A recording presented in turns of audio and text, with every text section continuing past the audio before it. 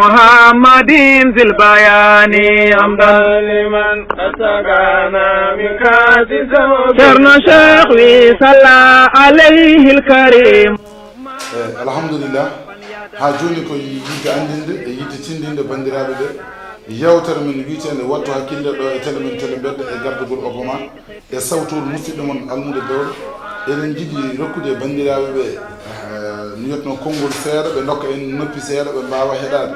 eɗen jogui émission kesso mo ganduɗa garduɗo e télé kesso taw ardi koye ballal ko faati e diine l'islam saabu ko Allah wi wa ta'awanu alal birri wa taqwa wa la ta'awanu alal ismi wal udwan alal ismi wal udwan ko wiite wattu hakkille noon émission wiite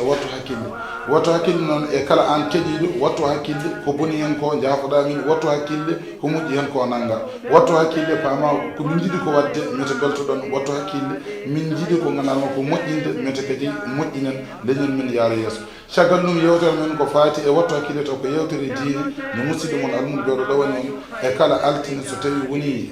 15 heures inchallah e direct e télé men télé bedde goto men fof yo abonu ɗum caggal ɗum kala jiɗɗo jokkodirde men ene jogui émission ko faati e diine l'islam bisimilla muɗum ma numéro o waɗe ɗon numéro almudo bewɗo wondude e numéro ko wiyete obama so Allah jaaɓi inchallah so tawi a heɓani min tan firti ko ala crédit e ɗum noon wadde ala kulli halin émission moon émission wattu hakkille e télé men télé bedde e sawtol men